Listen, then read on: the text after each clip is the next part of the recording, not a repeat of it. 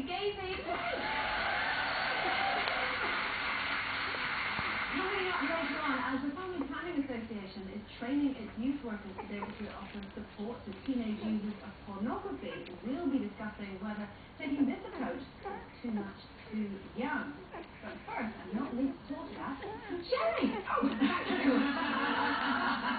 hello, I've seen you in the new year. Happy New Year. How are you? I'm good, actually. I was in bed with a man last night.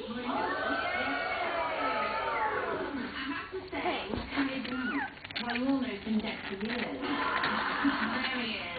Very young there, my goodness. No, I had this amazing dream, because Harry Potter is my favourite man in the whole world. I cannot sleep, it was so vivid. And I was doing a musical in this big house, up this staircase going up and down the stairs. And then suddenly, like you do in dreams, he was in the front seat of the car. And I said, turn round, Carrie. Come on, let's have a picture. And he put it on. I took a picture with my mobile phone, which of course you wouldn't in the days with it. When I woke up this morning, I was looking everywhere for it, and I thought, oh no, I missed it. But I woke up, and I thought, oh no, I'm woken up. So I thought, no, I've got to go back. And I went back, and it started the dream again. Isn't that fantastic? It was so exciting. He was as beautiful in my dream as he was in real life. Were you disappointed when you woke up and it was all over? I was a bit, because he was so beautiful, and he was so real. Isn't it weird when they're so real? I love it when you go back there. I had one last night, but my dreams are quite vivid. And I had my flying dreams that I have a lot. How do you fly? I fly, because I think most people have them fly like I fly like a superhero, so I have to sort of, I have to get myself to like, I have to hover, so sort of like that, and then I go, whoosh, whoosh, like that. No, I don't, I go. Oh, do you? No, I whoosh at speed, and I whoosh through trees, and I love it. About flying for years. I want to do it because yours and I'm apparently, although it can't be if I dream it, apparently it's sexual. Oh God. I was just wondering why I never dreamt of flying. It all makes sense now. No, but I had a fantastic dream last night, and I was written, and I was having a conversation, and she was fabulous, and I thought, I really want to get to know her. She was really lovely. Yeah, she was lovely. You know, did you start it and stop it again? No, but I just thought, what a lovely woman. I really did enjoy the chat. So friends, you know, it was brilliant, that chat. I just can't believe the Will Smith is probably the eldest studio. The fact that I'm within walking distance of Will Smith is making me hyperventilate. Me too. Oh, we all need something to make us feel better in these difficult times. We do. So amidst all the doom and gloom of the economic downturn, this might lift your spirits slightly when you see images such as this. It was featured in today's Daily Express. It was taken by a reader as he enjoyed a recent winter break in Spain. Fantastic. It was seen as a silver lining in store for Britain for moon. Isn't that unbelievable? Do you remember that? Give me a moment. Meanwhile, however, another person was spotting silver linings is the business minister, Madeira. Now, she said in an interview yesterday that she has spotted a few green shoots of recovery.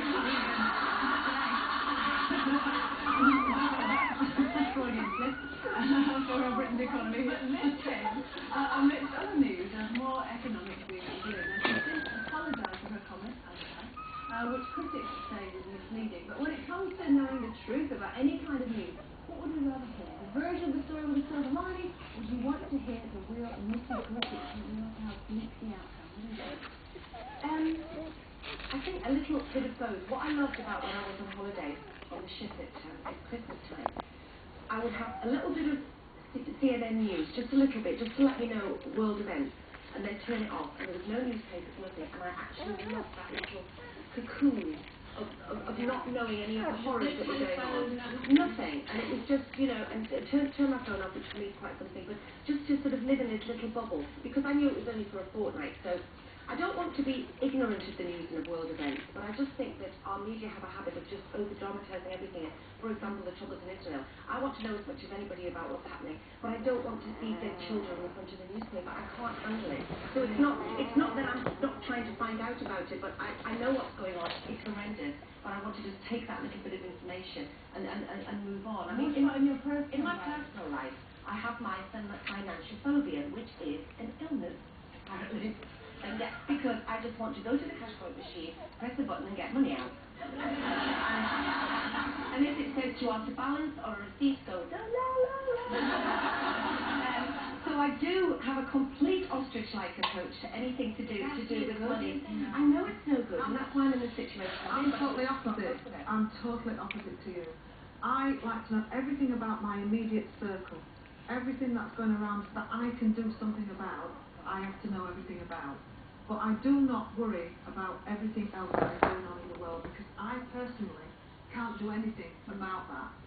So I do not take the worries of the world on top of my head. All the rest of the country. Are you not interested? Do you not think that's a bit naive? No, I don't think it's naive at all. I think that's what the problem is. We're being, all this doom and gloom, all this bad news is being thrust upon us every single day. And actually we should just be concentrating on ourselves and our family. And I think that's where we're all going a bit wrong. Yeah, definitely. Good for you, exactly agree. I agree with you. I was reading a really fantastic article in one of the Sunday newspapers.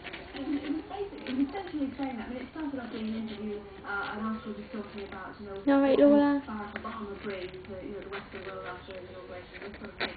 And then it went on to say that positive thinking is one of the key, most important components of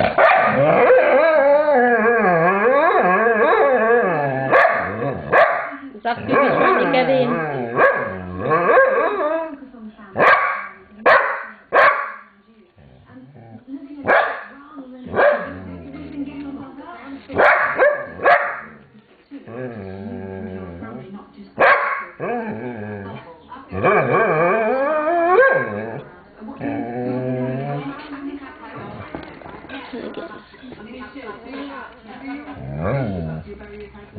Well, when it comes to news, I like to read a real cross-section of papers,